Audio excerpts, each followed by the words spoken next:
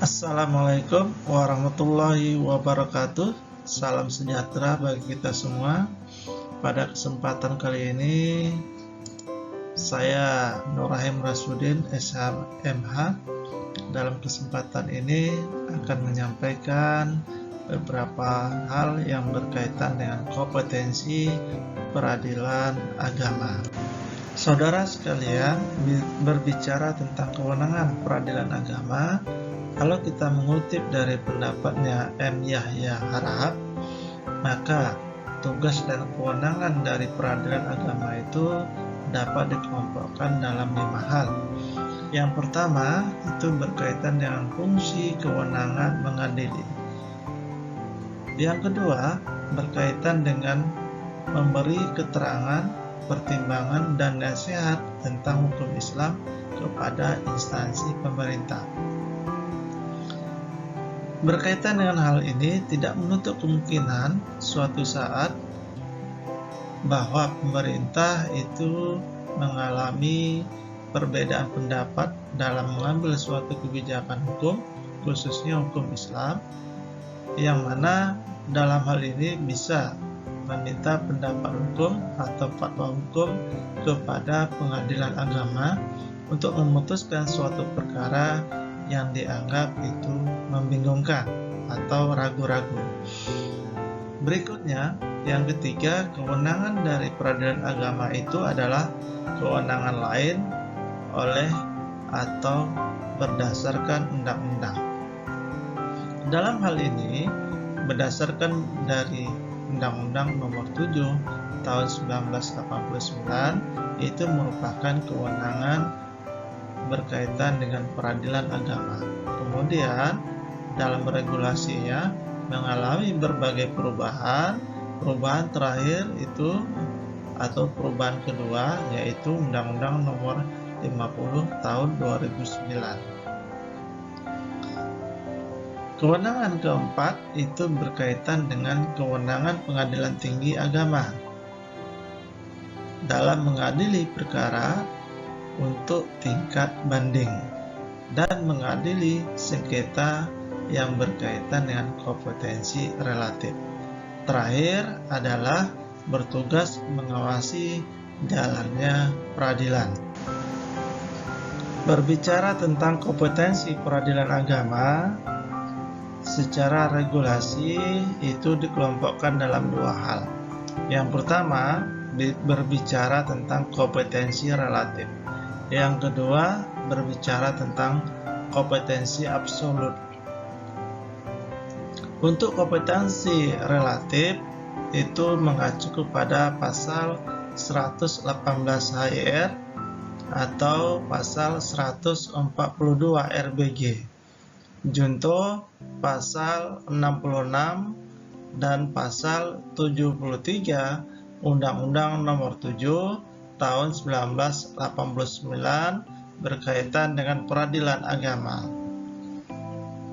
Kalau berkaitan dengan kompetensi absolut, ini mengacu kepada pasal 49 Undang-Undang Nomor 7 Tahun 1989, yang mana di dalam pasal tersebut menjelaskan berkaitan dengan kewenangan absolut dari peradilan agama yang memeriksa, mengadili, dan memutuskan perkara yang berkaitan dengan perkawinan, waris, wasiat, hibah, wakaf, zakat, infak, sedekah, dan ekonomi syariah.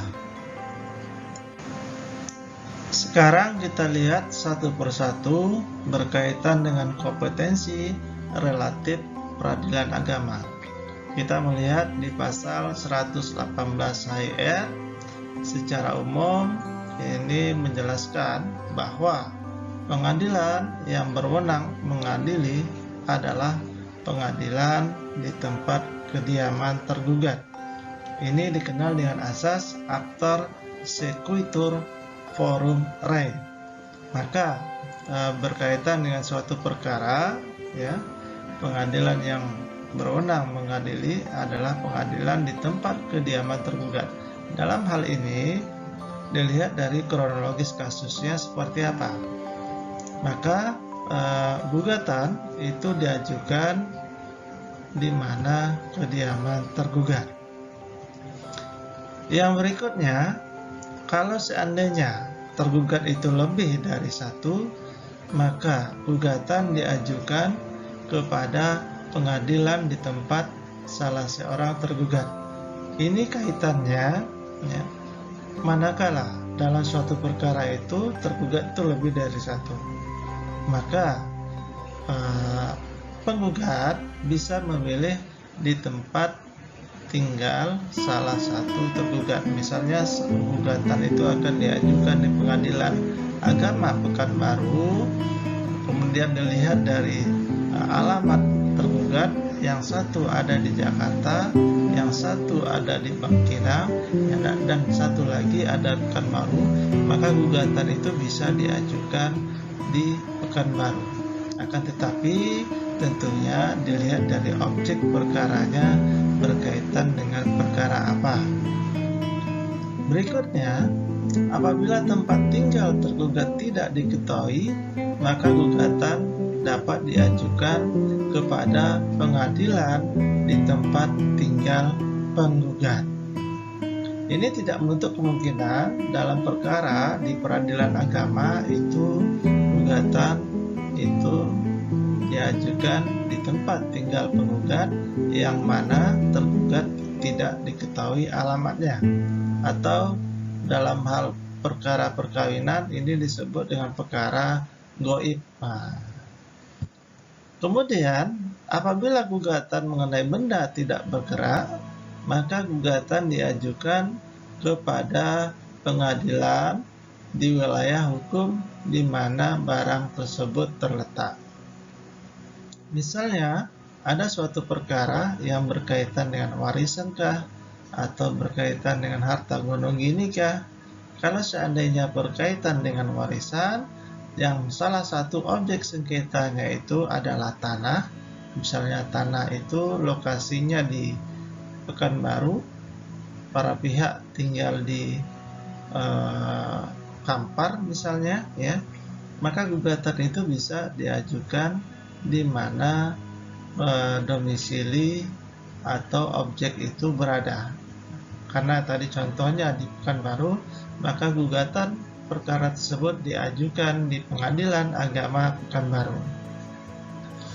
Kemudian, apabila ada tempat tinggal yang dipilih oleh para pihak ya untuk diajukan sebagai penyelesaian perkara di pengadilan agama, misalnya ada suatu perjanjian atau akta perjanjian yang dibuat oleh para pihak untuk kasus pembiayaan syariah mungkin ya, atau untuk kasus-kasus yang lain, sehingga di dalam akta tersebut itu dibunyikan di mana penyelesaian sengketa tersebut akan dilakukan jika terjadi sengketa. Misalnya di dalam akta tersebut membunyikan bahwa apabila para pihak bersengketa, maka proses penyelesaiannya melalui musyawarah.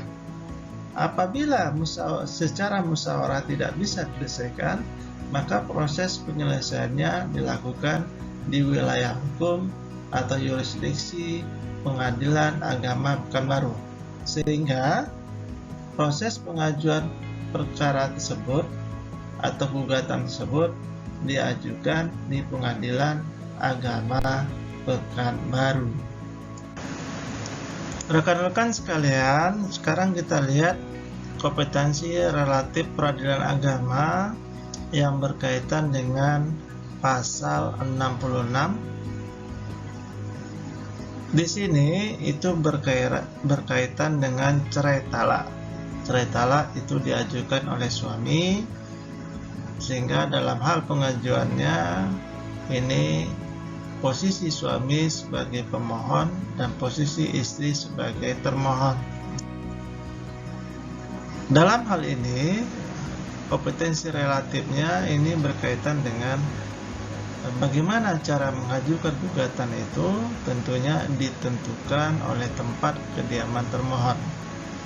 Sehingga pemohon, ini suami, ketika akan mengajukan cerai talak itu haruslah di tempat kediaman dari termohon yang menjadi kewenangan jurisdiksi dari peradilan agama. Hal ini bisa dikecualikan, dapat dikecualikan jika di tempat kediaman pemohon dapat diajukan gugatan apabila termohon itu meninggalkan tempat kediaman bersama tanpa izin dari pemohon.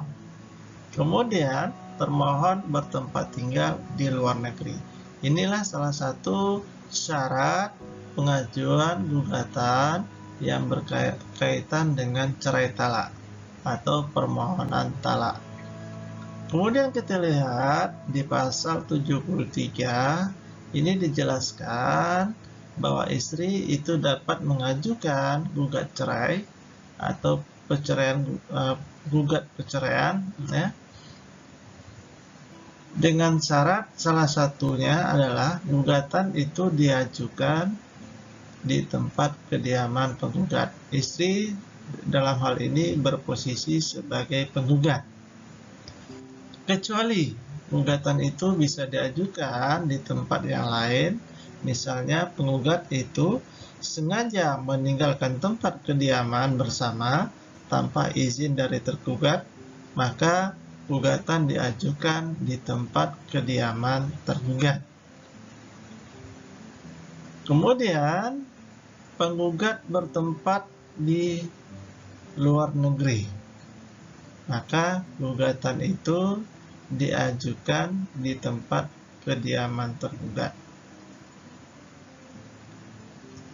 Kemudian yang terakhir, apabila suami istri bertempat tinggal di luar negeri, maka gugatan berkaitan dengan gugat cerai itu diajukan di Pengadilan Jakarta Pusat atau di mana tempat perkawinan tersebut dilakukan.